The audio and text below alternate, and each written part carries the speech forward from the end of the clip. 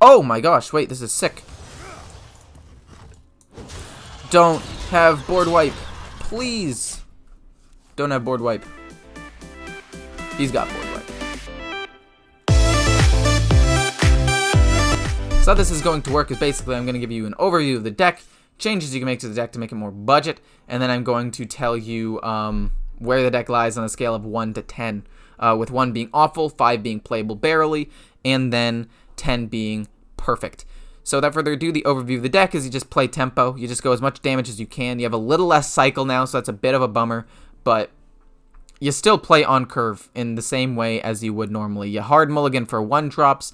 You put Beaming Sidekick on Battle Fiend or the Satyr Overseer if you can. You can cheese out the Frenzied Fellwing for some stuff, and then late game you go through taunts. You do direct damage. You kill his board, and then obviously Altruist is nuts. This list is the same as Rorin's.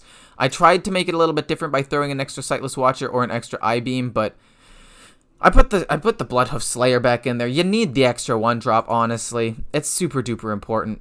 But anyway, if you're missing some very important cards, not Altruist, everybody gets that, right?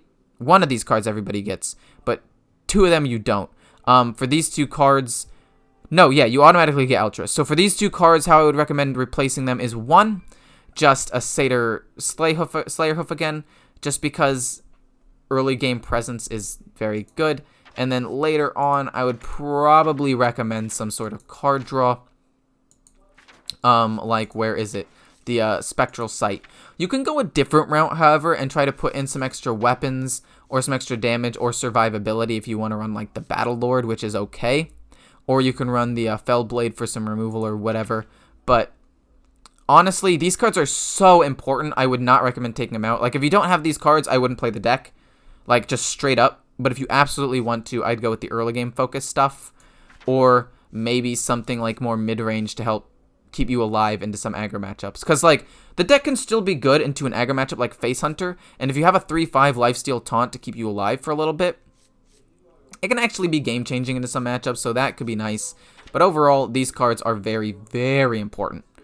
For the Frenzied Fellwing, I'd also put in something cheap if you don't have the solo adventure, just for tempo purposes. But anyway, on a scale of 1 to 10, actually no, a good replacement would be like the Sightless Watcher or the Nether Walker for some card generation, and or like decent stats on turn 2, because your turn 2 is pretty weak. You have 3 playable cards, so if you need to also take out the Frenzy Fellwing, these 2 cards are great. So 1, 2, 3, another Slayhoof, or Battle Lord. Those are the best options in my opinion right now. Anyway, overview of the deck. On a scale of 1 to 10, I give this deck a solid, still a 7.5. This deck is still very strong. I have success with it. In Rorin's video, he had massive success with it. It's still the 2nd best class in the game overall. The nerfs did hurt it. You can definitely feel it, and I feel like it's at a point where it's no longer super busted anymore. It's just very strong, which is nice. But since it's no longer super busted, I can't give it an 8+ anymore. I'd say that it's a very strong deck, and it's actually kind of balanced in its own weird way now. So yeah, definitely a 7.5. Very good aggressive deck. If you need to put in some of those replacements, those will help into some matchups, but massively hurt you into some other ones. And I hope you guys enjoy the gameplay. Oh yeah, and if there's anything I can do to improve the content for you guys, please let me know. I want to be as good as I possibly can for you. But if you already like my content, feel free to subscribe, and I hope you guys enjoy the games. Okay, so, in terms of opening hands, not awful. I want a 1-drop, though. I really do. But I have the coin, so if I don't draw one, I can coin out Sightless Watcher, and then I guess now play Umberwing. So it's not the end of the world. I just have to use my coin kind of early, unless I draw 1-drop this turn. I think that... Okay, yeah, I didn't draw. That's fine. Put something on top. This is a difficult one, because, like, Metamorphosis is sick, but this I could actually play for free next turn, and as long as he doesn't have board wipe, I pop off. So we're gonna go with that as my next card and try to play it for free and just try to increase the tempo. If he has like Penance or something, that sucks, but he doesn't get the healing off of it, so it's okay in my opinion. Hit. Pass. Not much. Just a little something. Then I need to just hope he doesn't have board wipe. Oh my god. Priest is literally designed to beat me. It's okay. Hopefully he got some attack-based things. Oh, you got Twin Slice. Swear, I'm not tilted. Tilt-proof player. Tilt-proof. Oh my gosh, wait, this is sick. Don't have board wipe. Please. Don't have board wipe. He's got board wipe. Hippogriff is literally copy of Stegodon, but with Rush. It's got Rush now, so it's better. I don't know. He doesn't have that many cards that he kept in his opening hand. He had to mulligan for things, you're right. So everything he has, he's drawn. It hasn't been, like, kept for any particular situation. Give it Reborn? How would I ignore that minion and I just go Mass Face unless I draw I-Beam right now? I can freeze it and Hero Power and just keep blasting face. Don't have board wipe, please. I'm begging you, don't have board wipe. Don't have it. Oh, this is such a bad matchup for me if he has it, though. Maybe he's going Highlander. Hopefully. If he's going Highlander and he only has one copy of each thing. Oh my gosh, there's a long message. Also, one more thing about my expansion before you read it knowing the gimmick. The expansion takes us back to Gadgetstan and the Tri-class. Sorry, I'm dumb. But yeah, that makes sense. However, the old gangs have disbanded and made somewhat honest work. Each Tri-class has a learning class, which is learning a specific kind of tribe to play with. Rogues learn dragons, paladins learn elementals, warlocks learn beasts. That's kind of cool. That's actually pretty cool.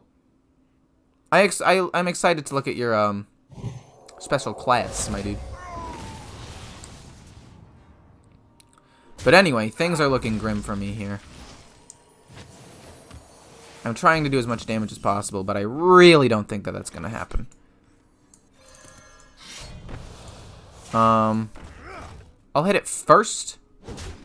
So that way I-Beam at least heals me something. And then go face. I just don't want him to generate more cards. I missed out on 2 damage. I don't think it's that big of a deal. But I need to draw Skull of Gul'dan or I lose. Because this deck has no other draw. Which is pretty bad, actually, now that I think about it. Like, that nerf to the Sigil Runner, huge. Like, way worse than the Priestess nerf. How do you get mod on this channel? You really don't. I don't know. I don't know how to really hand it out or what would be, like, a good way to go about doing that in the first place. Yes, Beaming Sidekick is exactly what I needed. Said no one ever. I'll take some damage to keep these minions alive and go face. If he doesn't have board wipe, this does more damage overall. Okay, let's see. Don't have board wipe. Now, even if he has the Soul Mirror, the 3/4 lives, and the 1/2 lives, so I can push a little bit more damage. Do I stream every day? I try to. There's the Soul Mirror. What did I tell you? He discovered it, too. That sucks. But 2 things stay alive. I've got 4 damage on board. Oh my god. Hit that, go face. Pray that he doesn't have removal still. Like, I'm pretty sure I lose, right? There's no real way I can win this game. He's generated so many resources. There's no way he doesn't have the board wipe to win. Penance? Did you draw it recently? Shadow. Oh, God. Metamorphosis could theoretically win me the game, but that's about it. Or Skull of Gul'dan to draw me thin. Yes, okay, I'm back in it. We have a chance. Crazy. Crazy draw. That's sick. That's... I mean, it's useful, I guess. We'll pump you. We'll go face. He's not running Highlander. He probably doesn't have weapon removal. We have this stuff for next turn. Come on. We can do it. this deck. This deck wins. This deck is good. I'm a winner. I'm a good player. I'll win this game. For Narnia. What's my favorite card voice line? Oh. I honestly don't know. Oh no! That's bad. He doesn't get to heal anymore though, on the bright side. Altruist. Does this win me the game? 5 or 1, 2, 3, 4, 5, 6, 7, 8, 9, 10, 11. I'm pretty sure this wins me the game. If it doesn't, then I'm stupid and can't do math. Okay, good. We did it! I'm a winner. I'm good at the game. Yes. But, okay. We're going to move on to game number 2 with this deck. This deck is pretty fun still. I think the Sigil Runner nerf is actually massive. Like, having one less cycle in this deck, you feel it. You actually feel it a lot. You think that people are running Spectral Sight now that Sigil is gone. I think that that's fair. I think that that's a fine thing to run, say, instead of the Shadowhoof Slayer. But personally, I want a 1-drop. Unrelated, but I'm putting that out there. Please, man. Come on, give me a 1-drop that's not Beaming Sidekick. I have 5 in the deck that I want to play. And I've hard mulliganed both games. Not important. Anyway, I think that it's a fine card, but you want tempo. And Skull of Gul'dan is usually enough to refill your hand. And then you also have the Chaos Strike, which is a little helpful. I could see you running it instead of maybe the Sightless Watcher. Oh, I hate playing that. I hate playing it like that, but I have to. I have to have the tempo early on. But yeah. Also, people running Questing Explorer, I think that that's a good, I think that's also good, right? I think that that's definitely a good card to run in theory, but I don't actually like it in practice. Like, it can get big for sure, but I'd rather have just more tempo options and just minions that do a lot of work on board. That's just me, though. Okay. That's not bad. That's not great. I don't know why I'm not drawing better options. Okay. Mwah. Beautiful. Perfect. Insane. We freeze his face. We hit him. I want to save this so I can hit him with Glaveborn Adept on curve next turn. Or 2 turns from now. And then also ping 4. Unless I need to kill some minions. Which I might also do if the time comes. Poisonous. We kill that with a 1-1. Okay, fine. We'll Chaos Strike. You've convinced me. Will I Chaos Strike? We kill off those 2. I want a Chaos Strike for the Glavebound Adept. Or I want to be able to play the Glavebound Adept on curve. But I feel like I'm just missing damage, which is just bad. So we'll Chaos Strike. We'll go with this. We drew an Umberwing too. That's fine. We're chilling. We'll just go for maximum damage. Maximum overdrive. Umberwing next turn. Maybe a Hero Power. Ping him a little bit. Hope he doesn't do too much damage to me. And yeah. That's fine. It's not ideal. It's going a bit wide here. A bit scary, I will admit. But, again, not too bad. Altruist takes care of this board. Just draw me a 1-drop. High key. I'm thinking about just altruisting this board. So he doesn't pop off. Like, sure, this gets left up, but when else am I going to get a chance to use it this efficiently? Like, I already have a ton of damage in my hand, right? I just need to make sure he doesn't blow me out with, say, giving all of them +1/+1, or giving them all +2 health, or giving them all damage. Like, I just need to not get blown out by that, or the dragon that gives them Divine Shield. And I think that this works. I think that this does that very well. And what did I tell you? Boom. He would have had a ton of extra damage, and that would have been so much damage going face. Like, I have Metamorphosis in hand, and I got him down below the threshold, so I'm going to just kill this, so that way I don't die. Yes, I could have set up lethal that turn, but, I mean, he doesn't have heal either. The game's pretty much over. I have lethal set up on board, like, regardless of what he does, so it doesn't matter too much. Murloc Pally is annoying? Yeah. I think playing the Altruist there was a super nice play, though. I think that play alone won me the game. Because if he had the Murloc War Leader, and then I had drawn something expensive like Satyr Overseer and I wasn't able to combo, I would have lost. And that's exactly what happened. I did draw the Satyr Overseer, so I wasn't able to quite do everything I wanted to do. Hit. He goes up to 8, and then we Metamorphosis and hit him. Pretty solid. And I didn't even have a good 1-drop to play, so perfect. Okay, I think I'm starting to play pretty well again. I think I was playing kind of bad after I tilted after a couple of those losses, but we've got it back. This hand is sick. This hand is actually insane. If I don't hit with the Umberwing, I can coin out Glaveborn Adept turn 4. This is actually great. I love it. I love it. I love it. I love it. Let's get it. I think that if it's Zoolock... Oh, do I have to, like, trade a little bit more? If he's Zoolock, don't play the 1-3. Play the 3-2. He's Quest. So, that's interesting.